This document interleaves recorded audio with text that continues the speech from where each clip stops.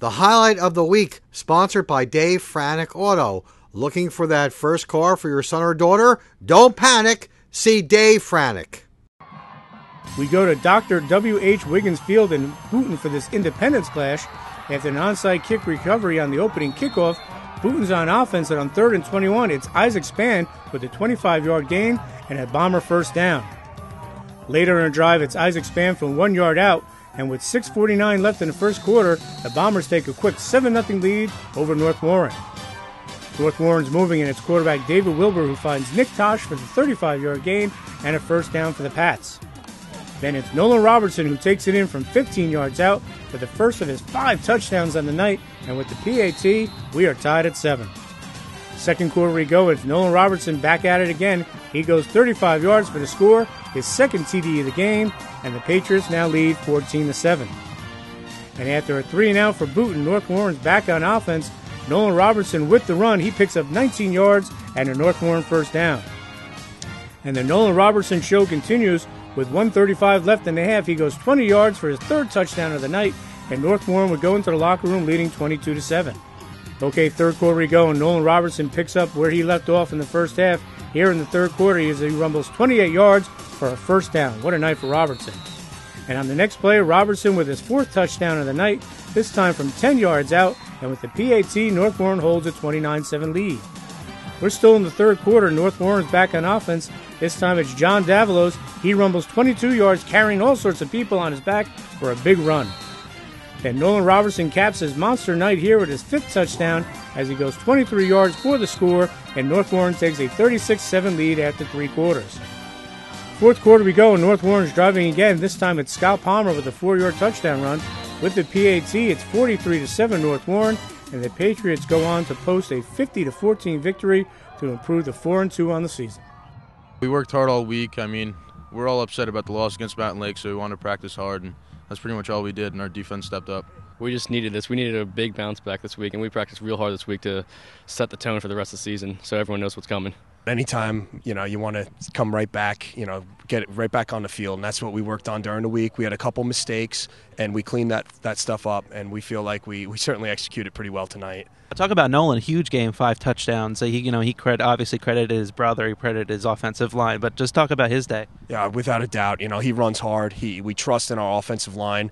Our offensive line coach, Dave Bell, does a great job with those guys each and every week, and they understand they're not going to be the guys that are standing here getting interviewed, and they're just unselfish guys that block, and our backs are the same way. Tonight it was Nolan's night. They were taking away our outside runs. Nolan stepped up. His brother, who usually runs to the outside, is now our lead blocker on our ISO play, and there's no complaints, there's no egos here, and it's fun to coach these guys. He's a really team player. I mean, he runs hard every play. When we're down, he gets up, and he just pretty much is a spark of our team. Nolan played tremendous this game. I couldn't believe how great everyone was running. Everyone was running hard. Everyone was blocking for each other, and that's what opened up 5 touchdowns for him. Yeah, talk about your defense. I mean, other than early in the game, I think their first drive, they had that 3rd and long that they broke, and then they scored off of that.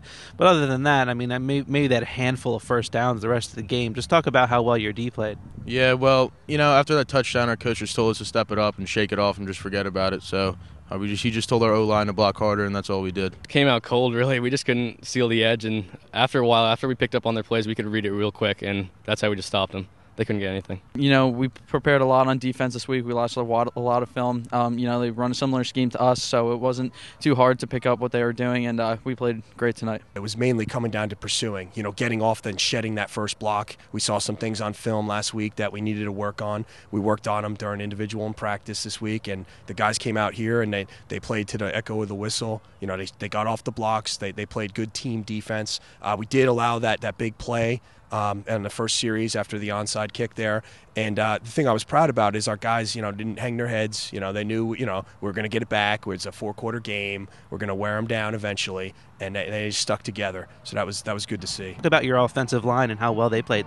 Our offensive line is phenomenal week after week. They execute during practice, and they definitely executed tonight, and I owe a lot of credit to them and to my little brother for picking up a lot of linebacker blitzes, so I want to say thank you to them. I heard you guys talking to your guys about finishing. You saying that that's a big theme for the rest of the way. Just talk about that. Without a doubt. It's been kind of our theme after week one, just constantly in everything we do, and we just constantly say it at practice, just finishing. And at halftime, we had a pretty good half there, but we wanted to finish the game positively, finish our drives, execute, get off the field on third down. Too many times against Mountain Lakes, we let up, third and fourth down conversions. So that was a point of emphasis this week at practice, and the guys did execute.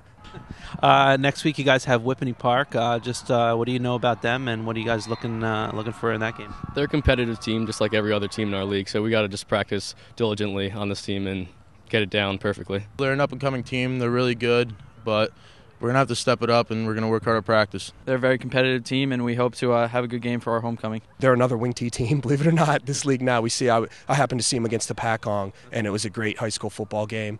Two Wing T teams battling it out, and they're definitely an up-and-coming team, and they are to be taken seriously.